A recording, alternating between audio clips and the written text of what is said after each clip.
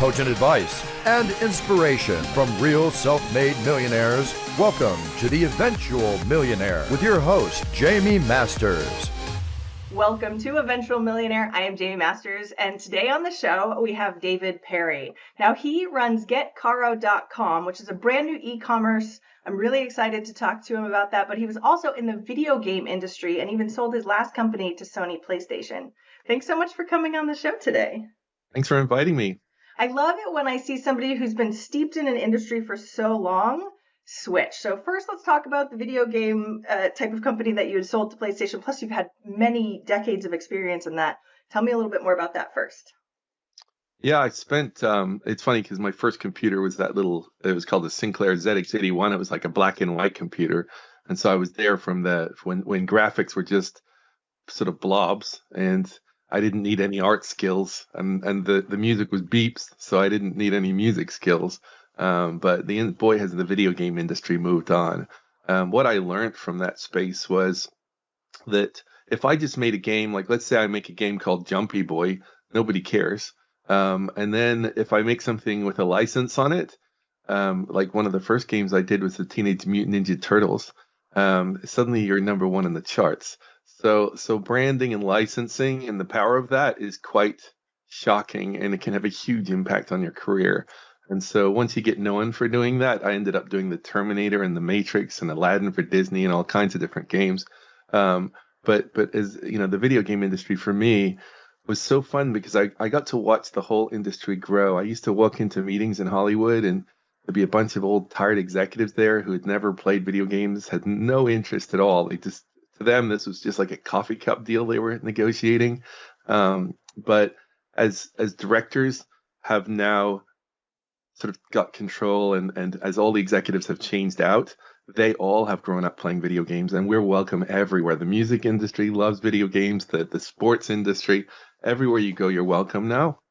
And so, yeah, the sort of the last thing I got really interested in was this idea of what's the future of games. And the way I feel is that everything is becoming, I guess our impatience level is sort of defining what works. You see TikTok and things like that. We're so impatient these days. We just want access to everything. So we come up with this idea that if you can have movies, all the movies ever made everywhere instantly, and you can do that with books and music, why wouldn't that happen for video games? Someday you'll just want to be able to pull up any game you can remember or any game that's just out and be able to play it instantly on whatever device you're sitting in front of. And so we started building that technology, and that's why Sony acquired us, because it actually worked. So that's an exciting future. And as that continues, the future of the game industry, just to sort of give you a little read on that, is I believe that when the games aren't running locally, when you won't have to buy consoles anymore, then they can actually give you more compute or more performance in the cloud than you would be willing to pay for anyway. And so someday the games are going to take a huge step up in quality, because it's not about what you're willing to pay for hardware-wise for your house. And everyone having to buy the same piece of hardware is just a waste of money. So that's sort of the prediction for the future. All right, you're speaking my language. Everybody that listens knows that I'm a geek, and I used to be in the video on demand industry, and I totally played Teenage Mutant Ninja Turtles when I was younger. So that wasn't in your bio. That's why my mouth was open. I was like, what? And the future of technology, when you started that company that was really more in the cloud, was technology even there yet? I mean, I feel like it's a catch-up game to try and be like, oh, eventually we'll be able to stream, because we couldn't before. Everything was so small. We couldn't actually do that. How did you know when it was going to be ready to be able to actually go into full production? Yeah, what happened was, you're absolutely right. It was, the numbers were scary. Like the cost of sending a lot of data through the internet was actually expensive. And so what we would show investors is the graph of the price of sending data, because it keeps going down and down and down. So, yes, it's expensive today, but it's going to be You're like this with your fingers crossed. No, don't worry. It'll totally be cheaper. And it did. And so in reality, it's okay. But the one that was the harder one for us was, how on earth are you going to pay for so many servers? Like, you could have hundreds of thousands of servers. How are you going to do that? And we ended up finding an investment company that invested into Netflix and Facebook and helped them build out their server networks. And once they agreed to fund our servers, then no one ever asked me the question again. It was kind of like, okay, we believe you. And so then Samsung signed a deal with us to power all of their televisions with this technology. And so once that happened, that's when Sony swept in and bought the company. That's huge thinking. I mean, I know you were steeped in tech since, way before Pong even days, but how did you just know that this was going to be the future and then go all in on it? Because that does seem pretty scary back in the day when, we hadn't had that before. Yeah, I was actually spending some time in Asia. I was one of the first Westerners to visit the Asian video game companies, and they were so welcoming that we'd taken the time to travel there and meet with the CEOs of all these different game companies. And it allowed us to sort of get a read what happens when you have millions of concurrent players trying to play games. Like what are the symptoms of that? What changes? Is they really were pushing on this idea of games being free, and then you can pay later in the game if you want to engage more. Then you can pay for the things you do, and it's a very profitable way to make video games. You make billions of dollars if you do it right. And so I was fascinated by this, and we went out there to learn, and we were just sort of listening. But the clear thing was, how do you get more people into the game in the least amount of time? And if you have to download, there are some video games that take hours to download. I mean, when you get all excited, I want to play this game, you sit down, it goes, we'll be ready in 4 hours. And you're like, I'm going to go do something else. And yeah, you'd put it on before you went to bed, and then it would be downloading, and then you'd go to bed. I know the drill. Yeah, so the world doesn't work that way anymore. You want to have the technology we built allowed us to do things. We did a demonstration with YouTube. So Google was very kind and worked with us to make it so you could be on YouTube and then you could jump right into a FIFA soccer game. So the idea that I'm not leaving YouTube, I'm still in the browser, and now I'm actually in the video game.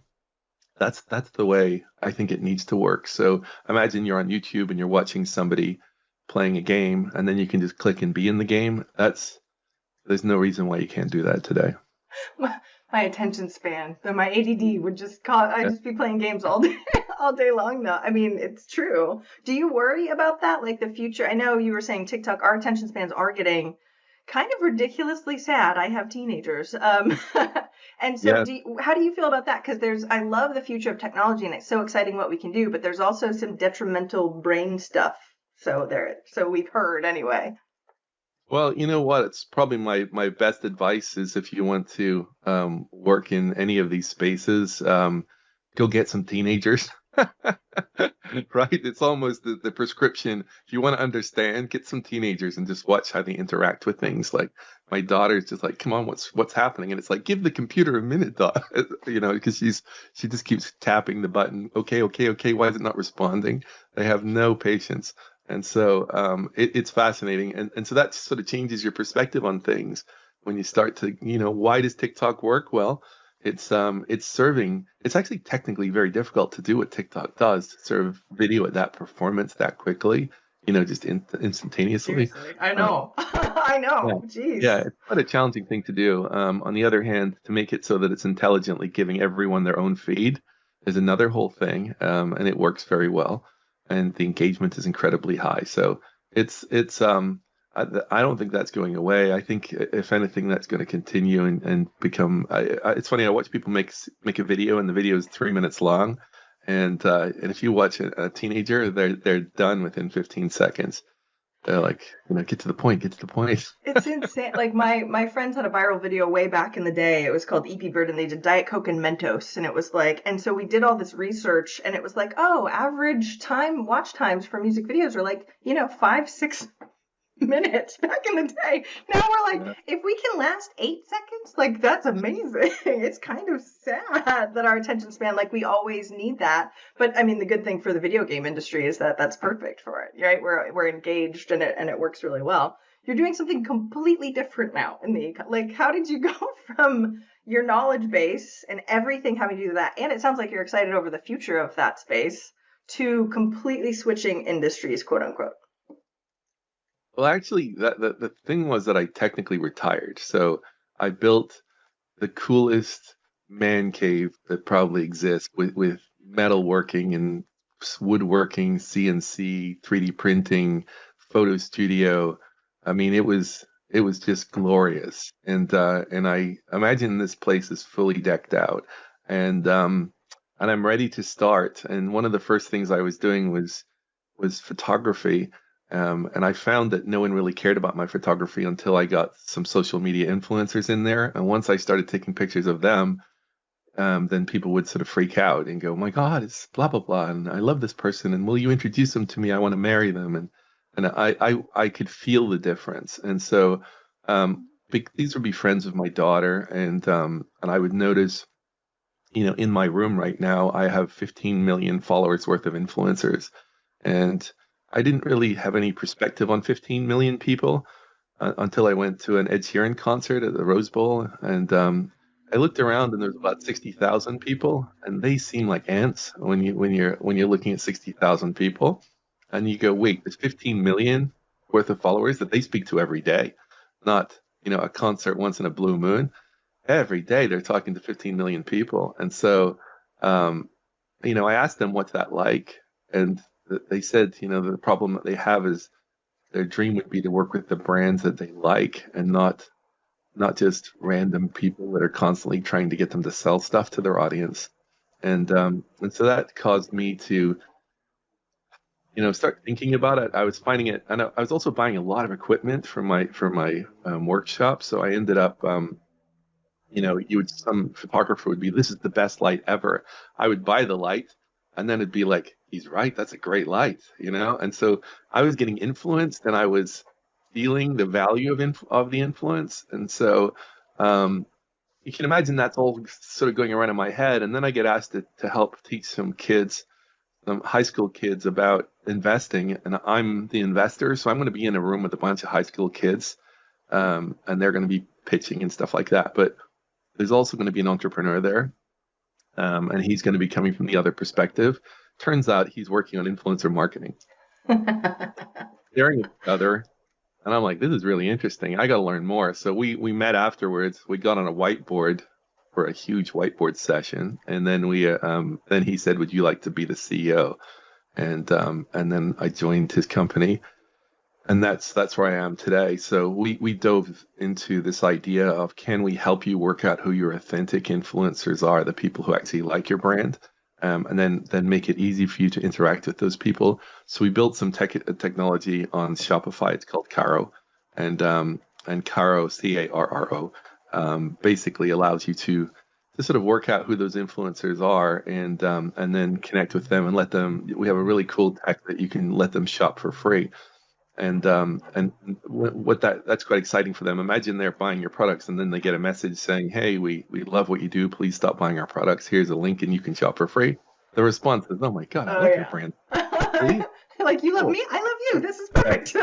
Yeah. And one of the secrets of influencer marketing is, if it's the other way around, if you just trouble them, they're going to ask for payment, and they're going to also they're going to delete your post the moment they can. So the minute that post can be deleted from their feed, they never wanted it there. It's not any product they use. They just want rid of it, and so they do delete the post. So this Facebook ended up writing it's called Meta now. Meta wrote a success story on our app because of the authenticity of it. But what happened was then COVID hit, and if you think about it, we're really working hard on trying to help get more attention to brands. Because you'll never meet a brand that's like, "Please, no more attention." They can never ever have enough attention. So that seemed like a very good strategy. But when COVID hit, it was loud and clear that at this point you have a network of so many different brands. We have over 30,000 now. Together they have 350 million visitors a month.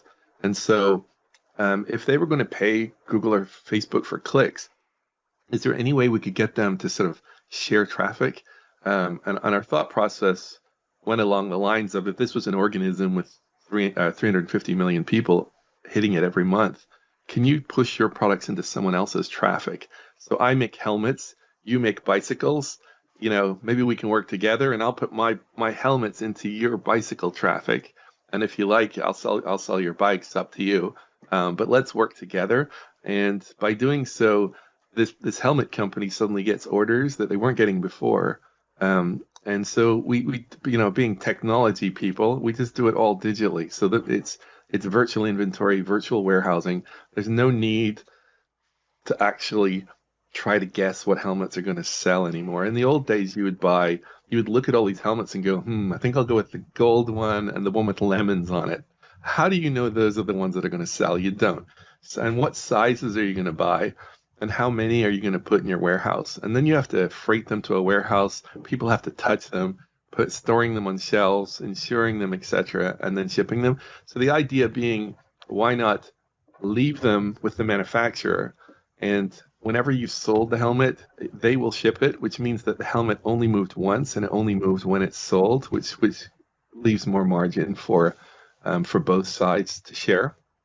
And so this is something that we went down this path of, we can build this technology. So we built it, and there's lots of brands now cross-selling each other's products. And once you start to do it, it kind of becomes addictive. Like when you add helmets, then do you want gloves? Well, do you want to buy those gloves? Do you want to try to gamble on what gloves? Do you want clearance sales to get rid of all those gloves that you didn't sell? Seriously. Or do you just want to do it digitally? And Yeah. then you can have all the gloves and all the sizes and all the colors and today at no cost, and just see if you can sell them. So that's what Carro is really all about, is this cross selling. But what happens is then you suddenly go full circle and you go, well, hold on a minute. Influencers need this too, because every successful influencer, the really successful ones, turn their followers into customers. So I would say about 99% of influencers don't have customers. They send all of their clicks to somebody else. Amazon have my clicks, or merch company have my clicks, and that means you own all my customers. So the ones that Kim Kardashian's with the Skims, which is worth over $3 billion now, or Rihanna with Fenty Beauty's over $2 billion, they have customers.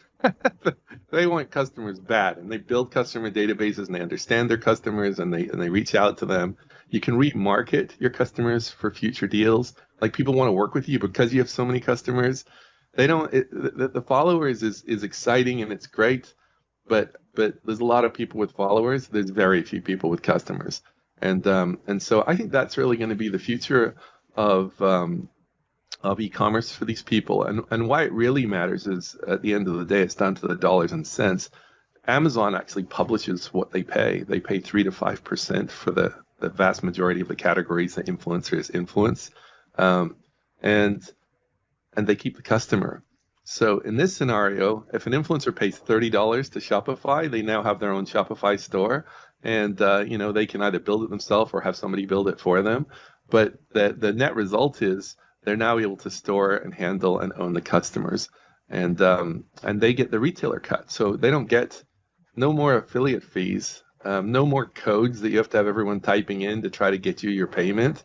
It's your store, your customers. And you get the retailer cut, which is usually 5 to 10 times more. So, this isn't like a 3% improvement on your business. This is literally 5 to 10 times more than they would, because they've changed roles. They're not an affiliate anymore. They're now an actual retailer. And so this is actually really fun. Where you can imagine having that conversation. Even with an influencer's manager, they're like, but I'm always chasing to try to work out how many things something sold, and I never think the numbers are quite correct. Well, now they're all your numbers. So you're in charge. It's very exciting for these people. Well, that's why I am having you on the show right now, because I work with influencers, I coach that, and I coach e-com brands, and we're all siloed. And it's like, oh, well, in order to get the brands that you want to work with, you have to reach out to them directly now. Do you know what I mean? It's so archaic when you look at what we currently have, especially because technology can do some of this stuff. And then we're paying Meta, or, you know what I mean, for ads that are costs are going up like crazy. That's why everybody else is sort of jumping on TikTok and all these, like, trying to get in front of organic companies as e-com brands, even though they kind of suck at that because they're not influencers. You know what I mean? There's so many problems in the industry that this solves, which is awesome. I was like, oh, the little guys are all getting together now. I feel like it's easier to be able to do it. That's really what it is. Yeah. Yeah. Rebel Alliance, arm the rebels. Seriously. Should have worn my hat. Yeah.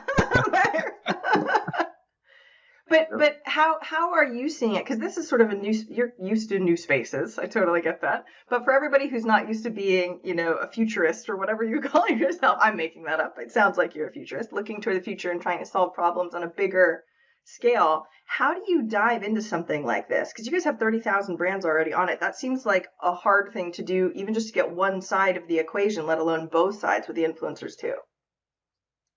Yeah, it is complicated because every brand has a different store setup. They tag things differently, so that we have AI running to try to make sense of a lot of these things. We're doing we just added a new feature, which is checkout upsell.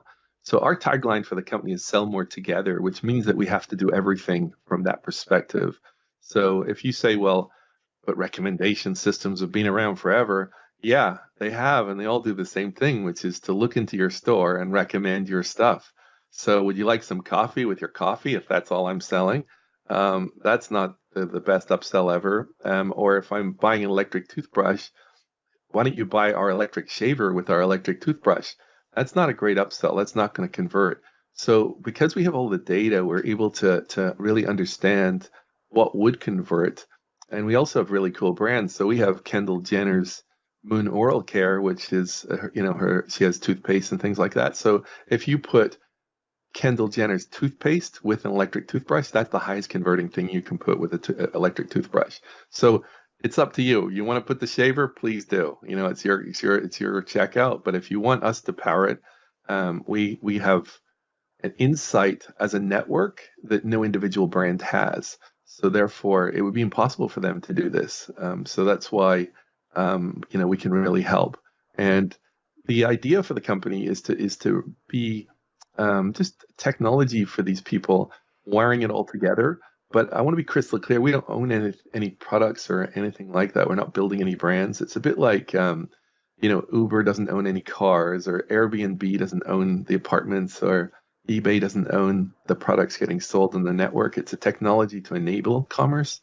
And that got PayPal excited. They ended up investing in our company because we're actually helping businesses grow. And there's certain investors out there, that's their charter, is to support companies that are helping small business grow.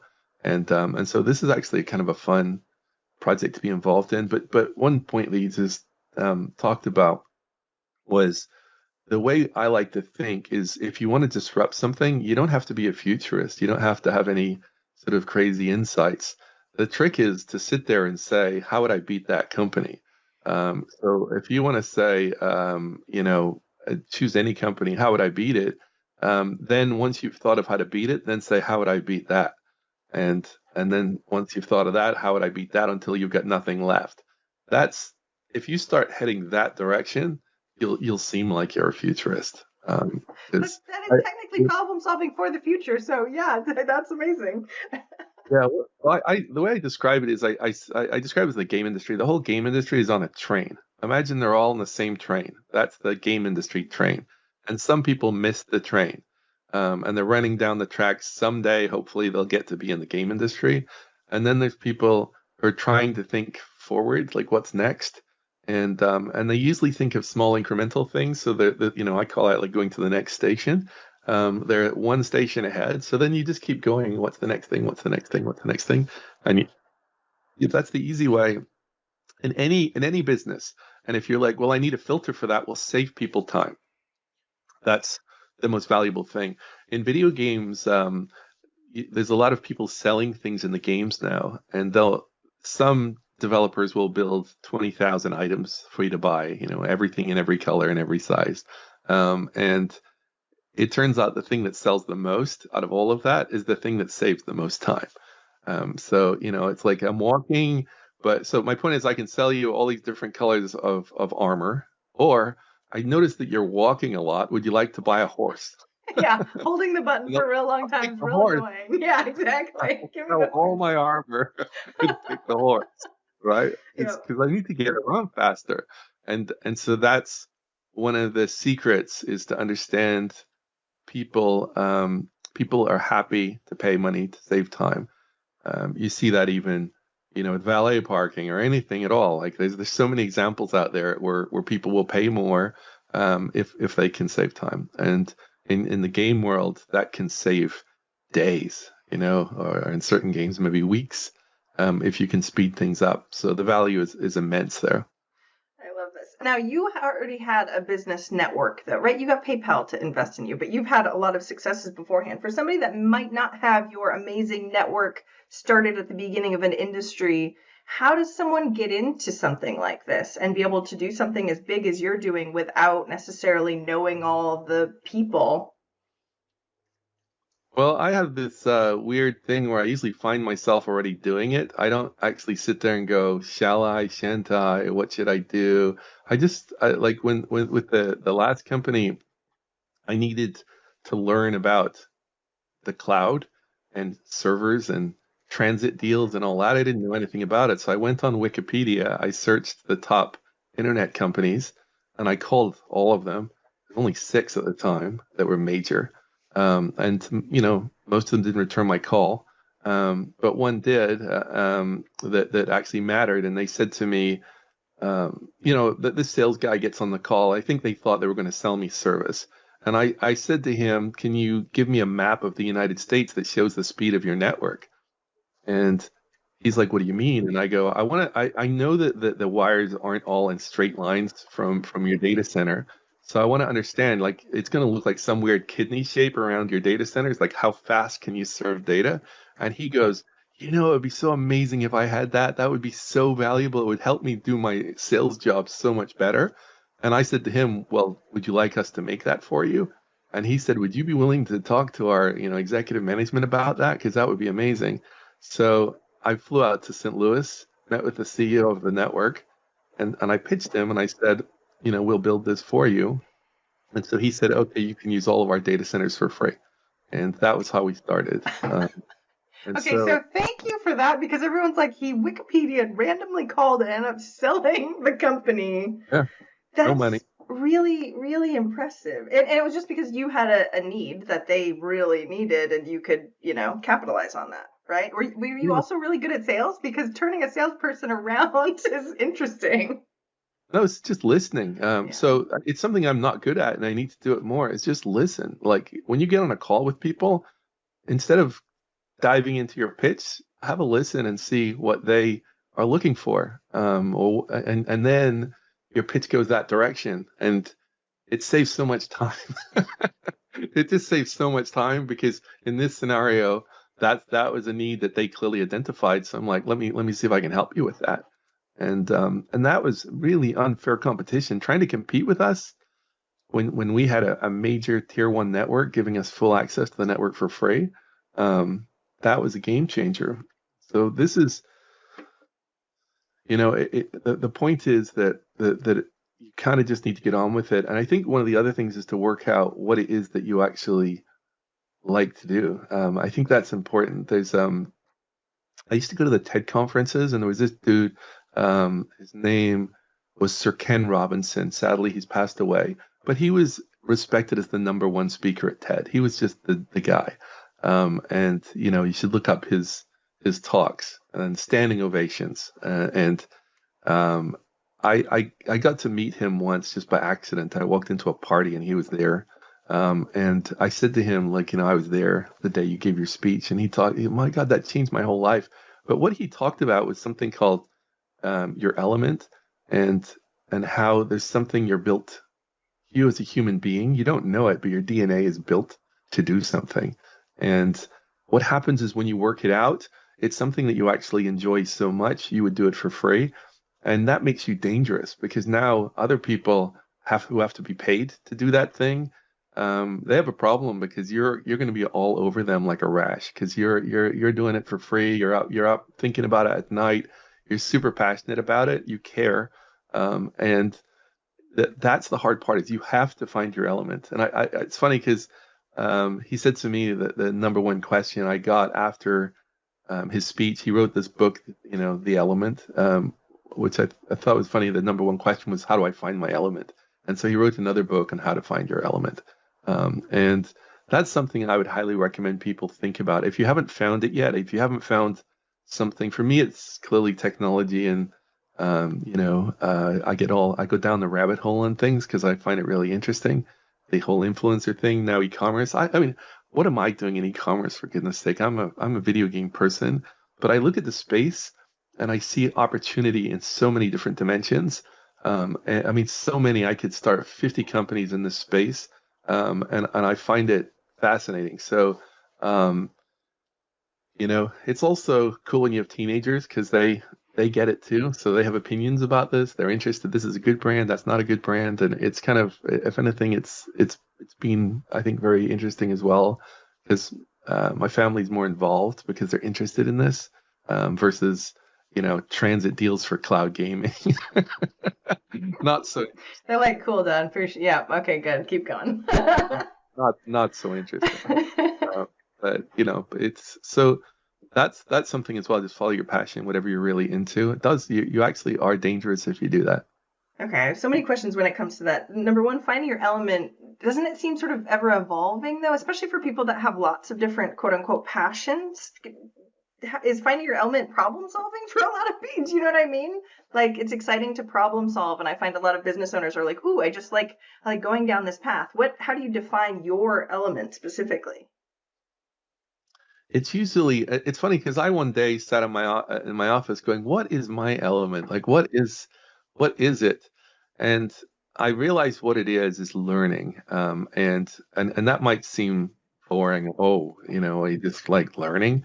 No, what it means is you're podcasting. I want to know everything about podcasting. I'm not going to be podcasting, so that's not going to be something I'm going to end up doing. But I have a Shure SM7B here. I have a Rodecaster right Yep. in front of me. Because I want to understand it. I don't want to have any mystery at all in what goes on. And so photography, I go in. I find two of the best teachers in the world. They're going to be teaching at Canon for free. I'm over, right? And then you start to get to know the people there, and they're like, oh, we'll get this other great photographer coming. Would you like to listen? Of course I would. And you start learning, and it's like drinking through a fire hose. Yeah. Um, Any industry, and what's actually occurred in my career has been the more I've done that, I've had people come up to me, animators, oh my God, you're the only person that really cares about our animation. It's like, I'm fascinated by your animation, how it works, the timing of every frame, how Disney does it versus how other people do it. I'm interested in all of that. And so by doing that, they appreciate that you appreciate what they do. And when you start to learn what people's jobs are, what they do, how they work, or whatever it is, like you should try everything: golf, skydiving, water skiing, scuba diving, whatever it is, you have to try it. Um, you don't have to dedicate your life to scuba diving, but you have to try it. And what you'll find in business is an example I use. I was flying to New York once, and what I do is I like to uh, talk to the person beside me to work out what our rapport is. Like, what is it that we both are into?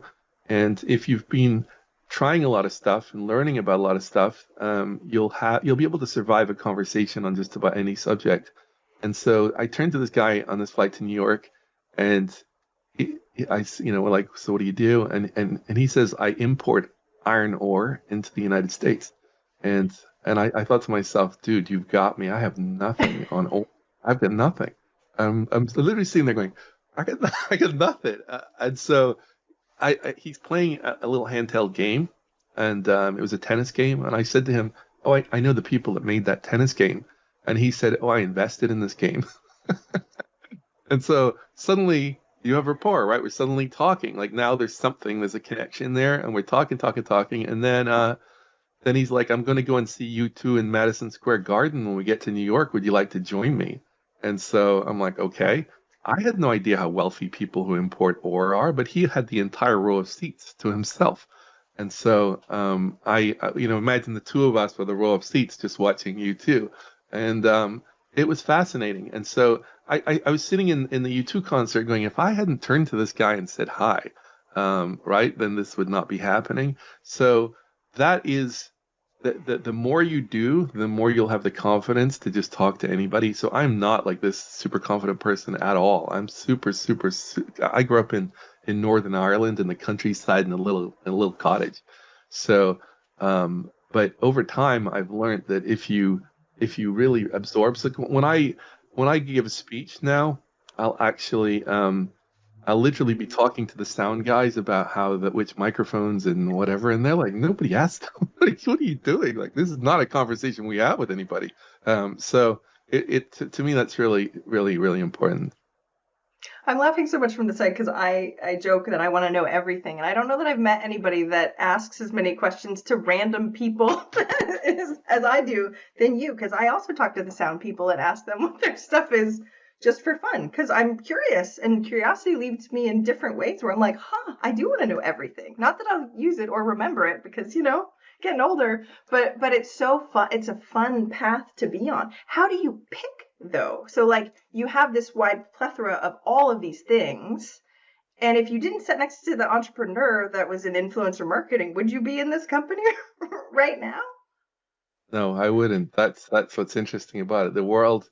Um, I gave a commencement speech. I mean, just as an example, I didn't get a degree. I didn't even complete high school, so I left high school to start in the game industry because I got a job offer, and all my teachers didn't know what to do. Like, should you leave? Shouldn't you leave? This is a terrible idea. And some teachers were like, no, this is an interesting idea.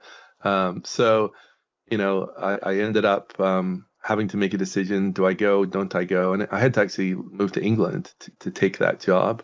And the industry grew. So thankfully, at the time, the industry wasn't that big. So it was a little more difficult. But years later, the university I would have gone to, it's called Queen's University in Belfast. And it was a really amazing university. And they contacted me and said, we'd like to give you a doctorate in engineering. And so it's kind of funny because they call me Dr. Perry when I walk around there. And so this is funny because to me, you don't have to. The rule is if you do something for 12 years, and successfully, then they consider that you earned your degree anyway. And so to some extent, to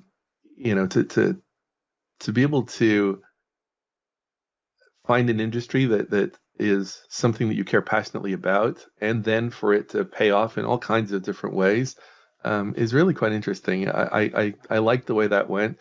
But one thing there was one question you asked me which I didn't completely answer, was you asked me about getting investment or how to find these people. One thing that jumped to my mind was I once spoke on a panel of investors.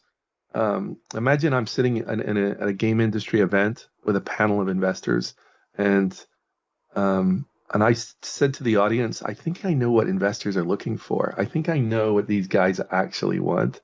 And the investors were like, okay, what is it we want? And I said, the one thing that they don't want to do is they don't want to pay for education. So they do not want to use their money to educate you. They're almost allergic to it. And what they actually want you to do is to find some gold somewhere, and prove it's there. Like you see the gold? I see the gold. Look, I've been digging into the ground and I see the gold. Do you see the gold? I see the gold. We need to get some heavy machinery in here to get this gold out of the ground ASAP. And they're all nodding. That's exactly what we do, right? And so it's a very simple example, but it helps filter when you think you're ready for investors. I've met a lot of people who are like, can you introduce me to some investors? Because I have an idea. And it's like, no, they don't want to invest into ideas. They want to get the gold out of the ground.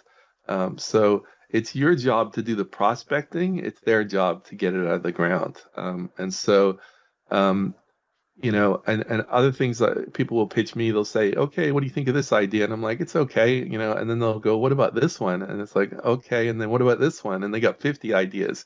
And they do this with games, by the way. So if you don't like this game, I got 8 more which I'm about to show you, and which shows they're not really in on any of them. They're not committed to any of them. They're just, I call it the buckshot technique, where you're firing against a wall and just hoping that somebody will choose. something and go, okay, I'll fund that. That's not how investors work. So once you understand that your job is to get the prospecting out of the way and then bring them in, then it's not hard to get investors. Yeah. Coming from the guy that got PayPal. So yeah, he knows better than anyone. I mean, that analogy is perfect because it is. People are like, oh, I have this thing that might be silver, or it might be this, or it might be this, or it might be this. You want to help me figure it Yeah. out? No, nobody wants to. No. Time is the most precious gift that we have. And on that note, I know we have to start wrapping up, and I could ask you a million more questions. I literally have a million more over here. But I'm going to ask the last question, which is, what's one action listeners can take this week to help move them forward towards their goal of 1 million? I think sadly there's a couple of answers to that. It's not just one answer. If they know what they're going to do, if they know what they're built for, then there you go. That's the answer. Go do that thing. Like, go after what you're built to do, what you're actually, stop and look at yourself and go, what are my skills? What am I actually really good at? What am I really into? What am I passionate about? And then go do that. That makes you very, very dangerous, very hard to deal with, hard to compete with. I wouldn't want to compete against you doing whatever that thing is. So that would be my number one advice. Number two is, if you can't work out, if you're already in something or in a certain industry, ask yourself, how do I save time? I know that sounds crazy, but I try to buy a car and they still put all that stupid paperwork on the table. And I'm looking at all this paperwork going, are you kidding me? What is this? This is 2022 and you have to sign all this paperwork.